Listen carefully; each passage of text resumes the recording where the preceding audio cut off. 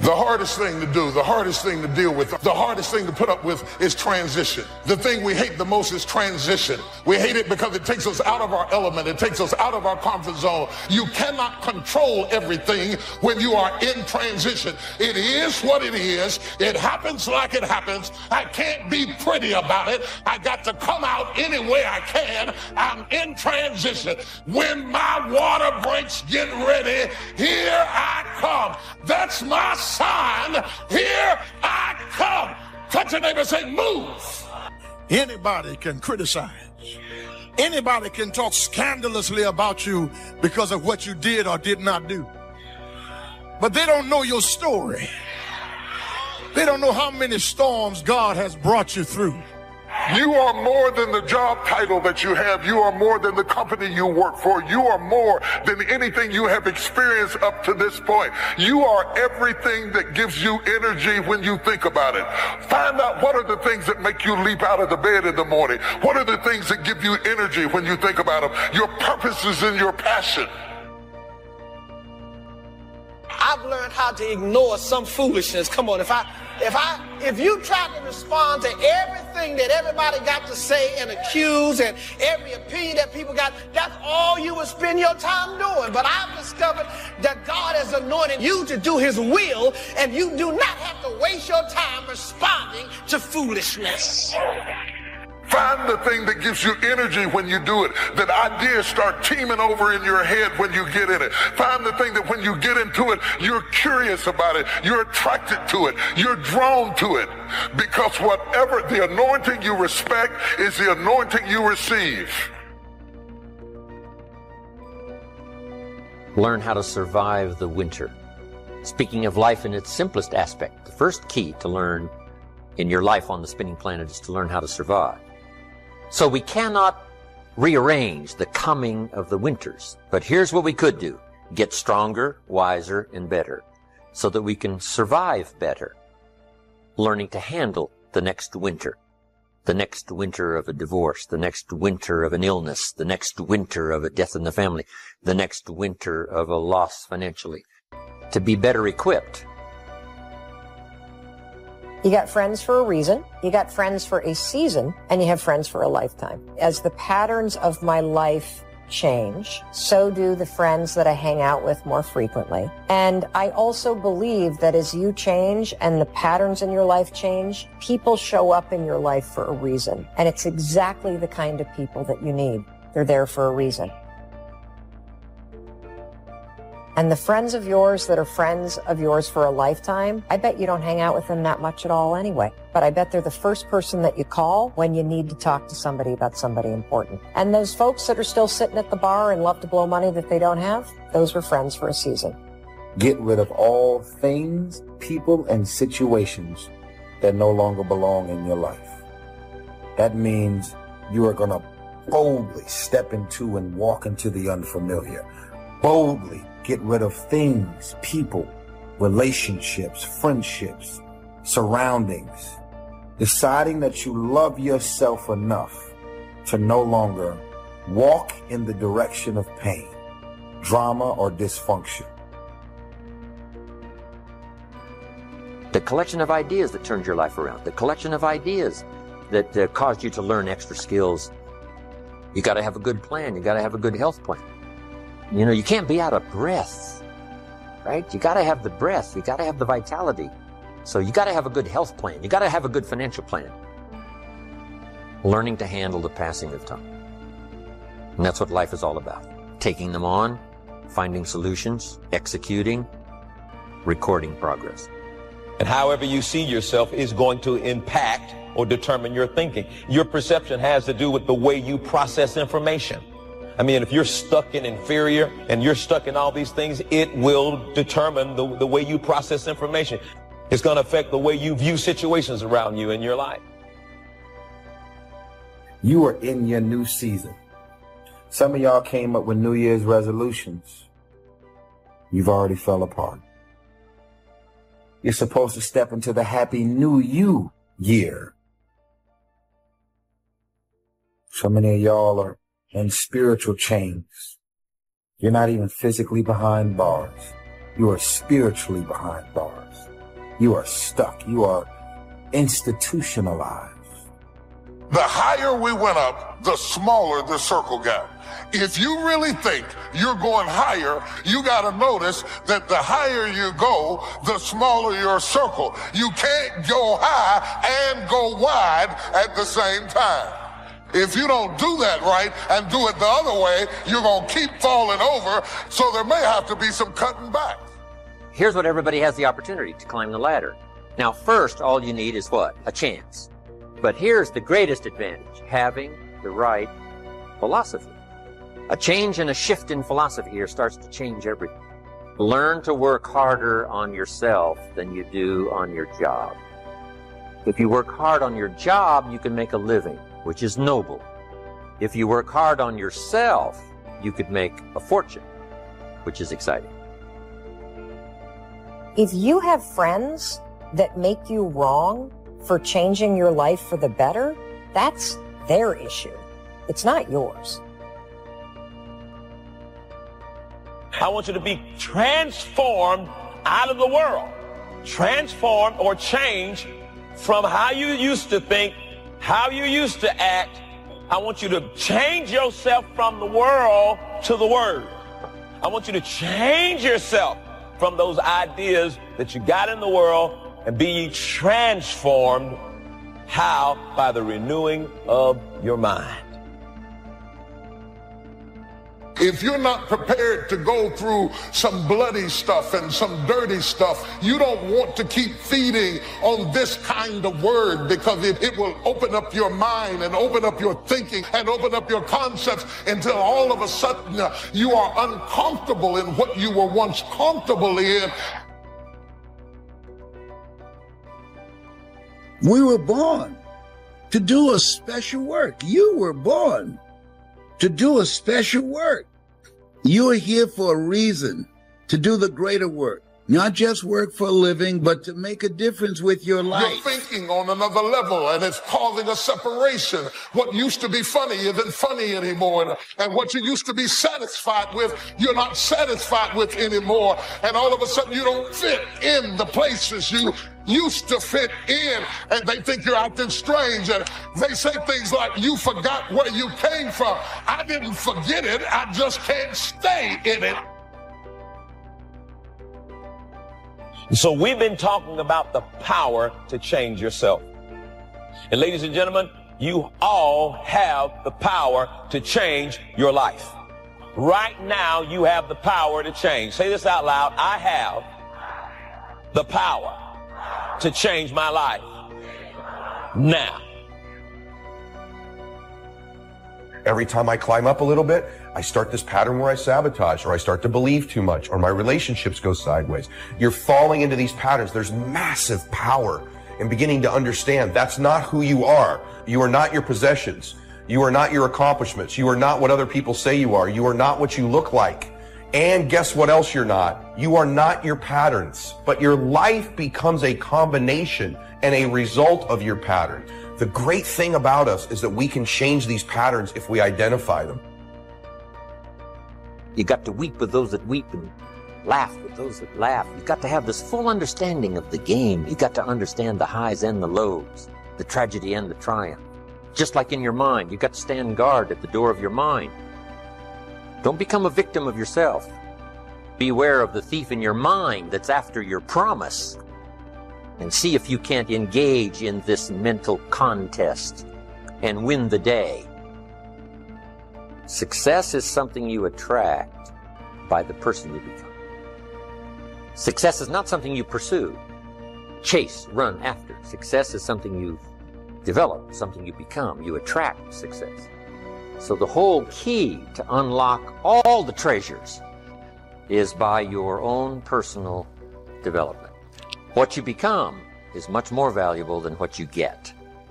The major question to ask on the job is not what am I getting here? The major question to ask on the job is, what am I becoming here? Everybody wears this public mask, or this social mask, I call it, where it's who they want everybody to think they are. It's the best put version of themselves. And if you're not careful, you begin to compare your own real identity with other people's public mask. Don't compare yourself. Most of the people you see on social media, or even in your personal life, or even when you go to lunch with them or see them at work, they're wearing what I would call a public mask. And oftentimes what we do in life is we compare our real identity that we're working on and we're growing to their mask. Any comparison doesn't serve us. When you're in a disagreement with somebody, it's the mask they're wearing compared to the identity you have, and then you begin to run a pattern to respond to it. The life is about growth. You can either go back to your comfort zone, and there you won't find any growth, or you must be willing to go forward and face your fears again and again and again, because you're never going to have a fear-free existence. I mean, some fear is acceptable and legitimate. Being stopped by fear is the difference between having a fear and the fear having you. Live your life being present to who you are and what your superpower is. Don't be a volunteer victim. You've got something. You came here with something. You were chosen. If your life and the people that you have in your life creates nightmares for your life, the nightmares that you're having while you're awake, you're witnessing nightmares, drama, dysfunction, negative people, you consuming your life. It's like, oh, there's negative dysfunction and drama. And you're going to walk into the direction of dysfunction and drama. When you go to sleep at night, those nightmares are going to continue till you sleep because of what you're deciding to do while you're awake. How long is the night? It's only a few hours. Come on. There's never been a double night. So learn to think day when it's night. And then you must learn to think night when it's day. So you must think negative when it's positive. You must think winter when it's summer. You must not be faked out when it's nice. You must think storm in the summer and not get faked out. Work while it's day. Work while it's day, because the night's coming. So I'd ask yourself today, what are the patterns you're running that don't serve you? Begin to be aware of those patterns. Know who your real identity is. See those patterns when they're happening. Interrupt them. Continue to work on your identity. These two things, I think, are the critical components to making the decisions and the choices in our life. That when we look back, I don't want you to end up in your 80s or 90s and regret the choices you made. Regret the patterns you ran. And that you just unconsciously went through your life without choosing the direction of it, choosing the decisions. There comes a point in your life when you look in the mirror and who's looking back at you realizes that's all you're ever going to be. Wow, what a blow, what a punch in the gut. And I kept seeking, I kept working at it because the one that I was living wasn't me, and he had to go. You want to be successful? Watch successful people and do what successful people do. And so I'm saying to you, you have something special. You have greatness in you. I want you to write this down. Do what works. It will be hard because life is hard. That's what life is. These challenges that you face, they're going to do their best to take you down. Do not let them bring you down. In fact, let those challenges raise you up. Let them elevate you. Let the adversity you face today turn you into a better person tomorrow. It's guaranteed the spring will come, but it's not a guarantee of a harvest. Here's the key. You must do something with the spring. Take advantage of the spring. It's an opportunity now to turn things around. It's an opportunity to have a better one than the last one. Now, here's what you must do in the spring. It's a very short season usually. You must hurry. But life at the longest is short. So you must learn to appreciate opportunity and take advantage of it while it's day, while it's time. Now, we call spring a window of opportunity. It may not stay open very long, so take advantage. You came here to make a difference. You came here to live an impactful life. Even though you're going through the storm, you're not able to soar as high as you once did, God still gives you grace to run. Run. It gets hard sometimes. You keep running. They talk bad about you out of your presence, but keep running. They don't want to see you get a breakthrough, but keep running. Run. Don't get weary. Run. Don't let them discourage you. Don't let the chickens and geese in your life change your eagle mentality. If you listen at discouragement, it will cause you to make bad decisions. It will cause you to think that life is not worth living. And secretly, behind the facade of a smile and a good morning and a praise the Lord and a how are you, you will wonder if you're ever going to get out of what you're into. One of the things that we know about life is that it is always changing. Sometimes you're up, sometimes you're down. Sometimes you're happy, and sometimes you're sad. Now that's that thing called life. And when we begin to understand and know that, accepting that reality, that we will never ever have things just on an even keel all the time, that you're going to have some ups and you're going to have some downs. But during those down moments, that's where the growth takes place. That's where the work is. Anybody can feel good when they have their health, their bills are paid, they have happy relationships, the children are acting normal, business is successful. Anybody could be positive then. Anybody can have faith under those kinds of circumstances. See, but the real challenge of growth, mentally, emotionally, and spiritually, comes when you get knocked down. Adversity introduces a man to himself or a woman. How you handle it, that's where the growth takes place.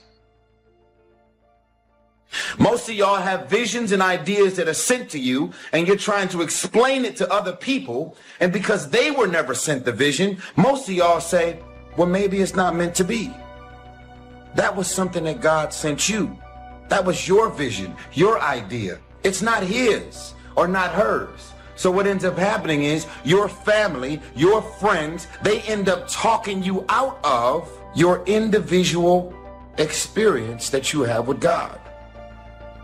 I think that among the things that prevent us from acting is the fear of failure. And if you've already failed, you don't want to fail again, the pain of that. The fear of loss is another thing. Because many times when we do those things that we know we need to do, we feel that we might lose somebody. Many of us don't act because we want other people's approval, and that's not possible. Many of us don't do the things that we want to do and don't act because of lack of self-confidence. We don't believe enough in ourselves. Watch out for we's, because people will control you with a we, and you will miss your opportunity trying to be loyal to the we, and all of a sudden, in order to fit in your sociological environment, you passed up the promotion, you passed up the position that you wanted to take because you want the people you're sitting beside to like you and accept you.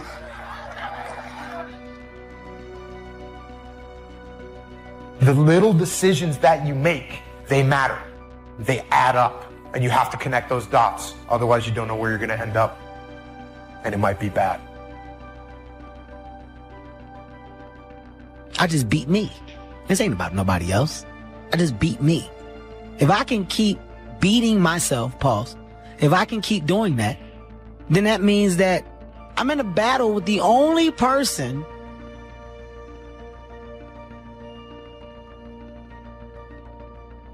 that I really want and beat, and that's me. I don't care about anybody else. I have no worry or gripe about the next man or woman's journey. That's not what I'm up against. If I can continue to outdo me from the day before, then I'm ahead.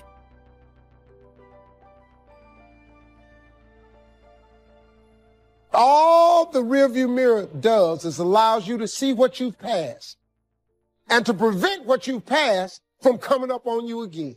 The windshield is your future. It's where you're going. It's where you're headed. I hope you all picked up this today. And think about that, how that affects your life. Don't dilute the vision and don't pollute it with how you want it. Don't weaken it by diluting it. Don't pollute it by adding to it. Some of the people you're trying to straighten out, they're not going to ever be straightened out. They're chickens when you're supposed to be sailing with the eagles. And that chicken with all that gawking and flapping ain't going to never fly. And you just chasing behind something that's not going to ever jump over 4 feet in the air. You could have been soaring with eagles and you're fooling with them chickens. They're chickens. Feed them and keep on walking. Enlightened self-interest needs to be educated. I will learn that life is not just the passing of time. I will learn that life is the collection of experiences, highs and lows, laughter and tears. You must decide to act. You must have the discipline to act. One discipline affects another discipline. Everything affects everything else. Nothing stands alone. If you're always seeking a certain status to validate who you are, you're never going to have peace. You can't climb up to find yourself. You have to find yourself so you can climb up. So you can be who you are before anybody knows who you are. What we wish we had done is the voice of regret, speaking in a sorrowful tone at a time when there is no going back. This is regret.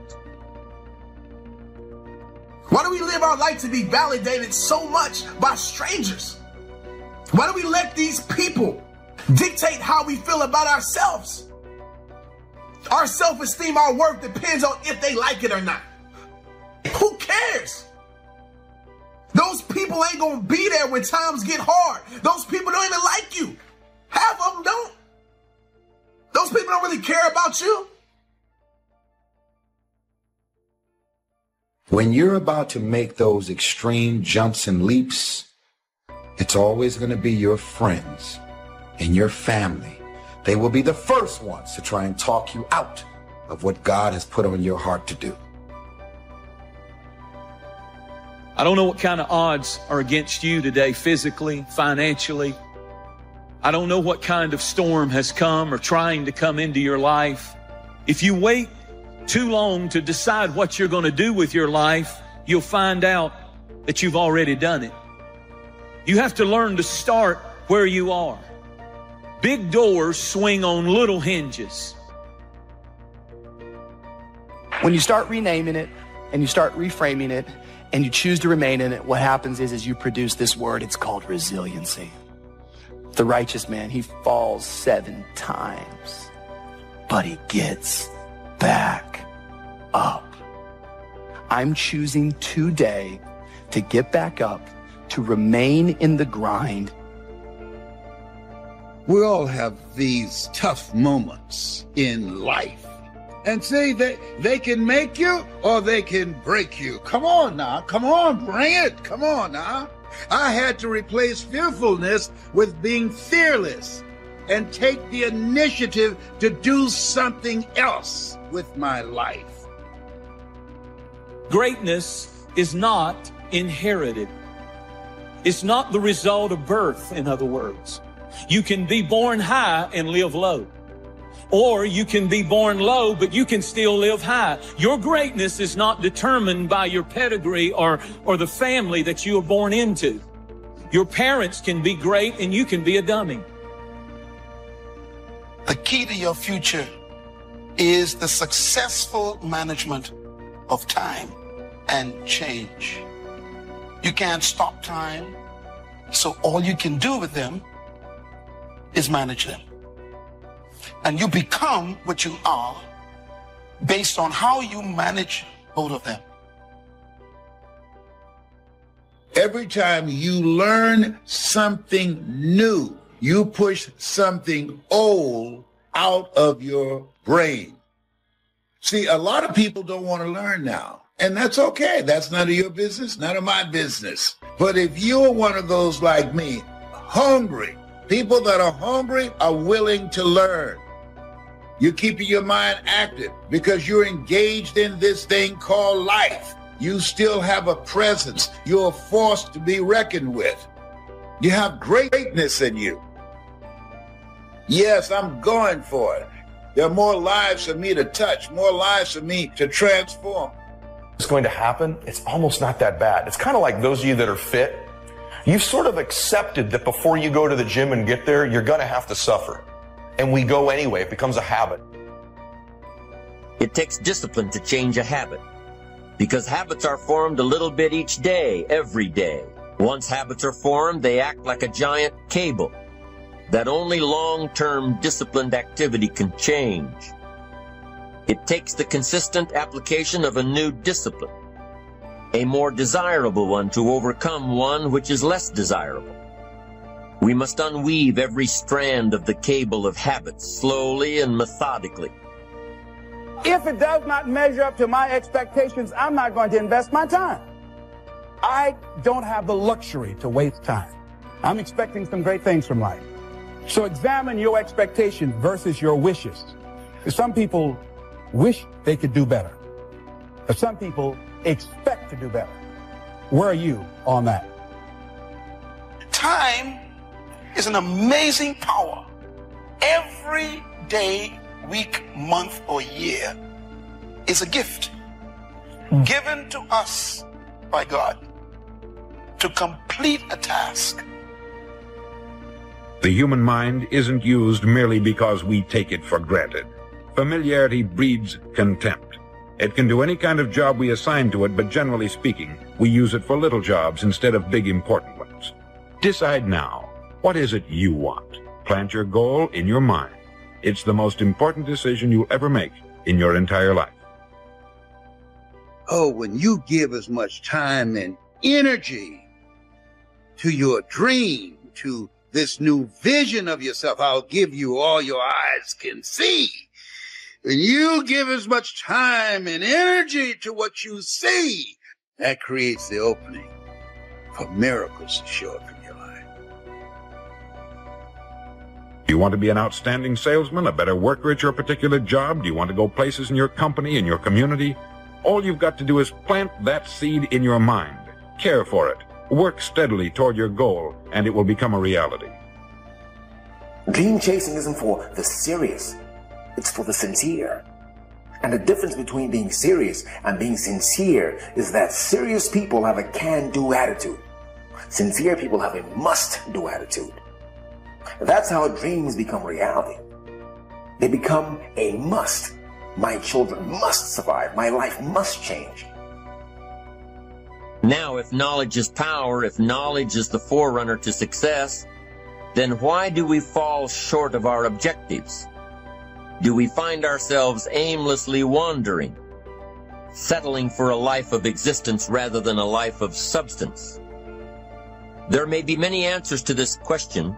Fundamental answer is the absence of discipline. Motivate doesn't mean to yell and scream and encourage. To motivate actually means to provide a motive, a reason why. Picture yourself in your mind's eye as having already achieved this goal. See yourself doing the things you will be doing when you've reached your goal. You know, what would you want from your friendships? What would you want from your intimate relationship? How would you like to structure your family? Well, how are you going to use your time outside of your job? And how are you going to regulate your mental and physical health, and maybe also your drug and alcohol use? Typically, discouragement strikes at the midpoint of a project. Halfway up the mountain, you go, I still got to get to the top, and then I got to get all the way back.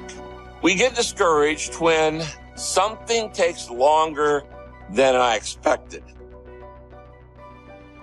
Anticipation is the ultimate advantage. Winners, leaders anticipate, losers react. The reason you get beat is you don't know where things are happening, so you're reacting. Reaction is always stressful. And yet so much of our life is predictable if we just were to study it, not be caught up in our day-to-day. It's predictable the challenges you're going to have in your relationships or with your kids or with your body. These are predictable. And if you were to anticipate these things and put a strategy in place, you could take it all out and have the quality of life that you deserve. Those that anticipate, those that lead, and then there's those that follow. The followers are the reactionaries. The system we live in and contribute to is designed to make the easiest things in life the most unprofitable. Our world is and always will be a constant battle between the life of ease and its momentary rewards and a life of discipline. Each has its own price, the price of discipline or the price of regret. We will pay one or the other. Somebody said there is some good in the worst of us and some bad in the best of us. I want you to become involved in an active process to get some clutter out of your life. Start working on it. I'm going home tonight to clean my closets. Let's go home. Let that be our task this week.